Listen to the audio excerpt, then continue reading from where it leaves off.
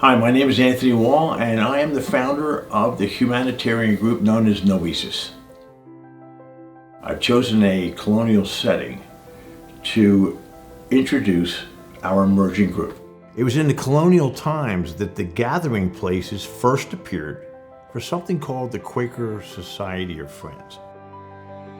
These gathering places were called Friends Meeting, and historic changes took place in the way that mankind viewed itself. Specifically, the Quakers viewed all human beings as one like species. How much alike? Identical. No exceptions. Their conclusions were spot on. All humans are now known to come from the very same place. So these evolved conclusions then led to meaningful action. All children, black or white, received free education as early as 1690 AD at the William Penn Charter School in Philadelphia, and I'm a proud alumnus of Penn Charter. But how do the conclusions and actions that I've described tie in with the mission of my group? The graphic you see is our chosen logo. It depicts a strand of human DNA separated by an hourglass. It's meant to suggest that humanity is on the clock. But on the clock to do what? The answer is again to either evolve or to face an uncertain and perhaps unpleasant future. So if evolved thinking occurred here 320 years ago, then even more sophisticated conclusions are now possible. My group has already reached them.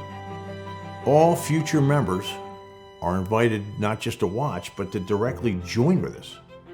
And all religions and ideologies are welcome, but please, kindly check them at the door. Our mission has only our shared humanity at its core. Our group has asked and answered the questions from which humanity can no longer run. We have so much valuable information beyond this, so this video is only a river that leads to an ocean. This project is for all of us, and it can't even exist without you. So, if we are all genetic equals, then why do we find ourselves in perpetual conflict with one another? Anthropologists know now that we evolved as collaborative beings. In fact, collaboration is in our biology. Today, however, it feels more like we're swimming upstream from these collaborative longings because, in fact, we are. So, how and when did born collaborators, remarkable and rare creatures like us, come to view one another as enemies? It's no mystery. The answer is knowable, and my group will bring it all into view. But for now, know this: to view another human being as an enemy is an illusion. We are not born violent or cruel. Humans are not natural enemies. Rather, we're identical beings who battle common enemies. What are those common enemies? They're right in front of us, but we can't see them. This is a picture of Ben Franklin. How did Ben figure into all this? Franklin wrote the following words: "The only light to the future is that of the past."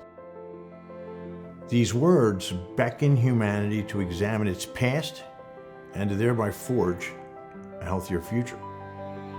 Do we humans apply these words, or do we instead make the same mistakes over and over? We're extremely troubled by this rinse and repeat inertia, so we certainly care deeply for our fate. So our group focuses not on what we do, but on why we do it. What does that even mean? It's this: it feels to most of us like we're regressing. Here's why.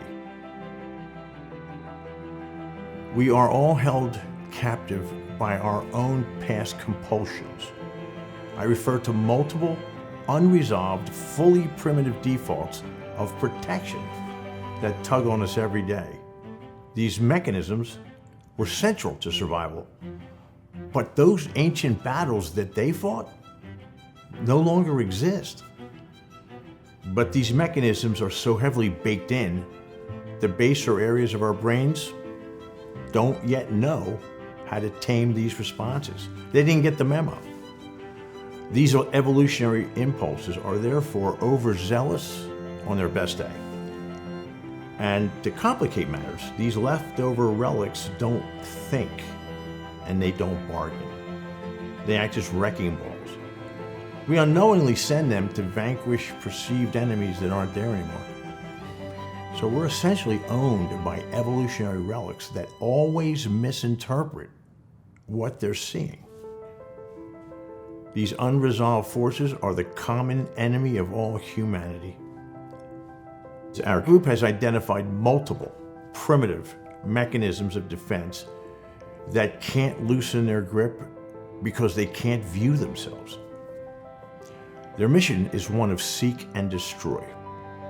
We all think that we've sent these defenses to the basement, but they still exist there, unchanged, and they won out. When they escape, their mission is annihilative.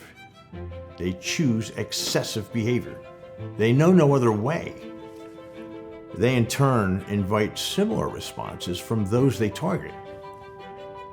I've just described the very mechanism of conflict. And these relics are way stronger than our will to defeat them. Where such an imbalance exists, what could go wrong? For the short answer, look around. Pick up a newspaper.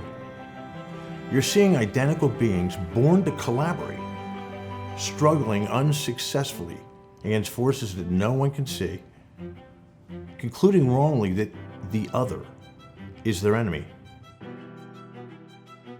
We see also that we've replaced collaboration with the churn of blame.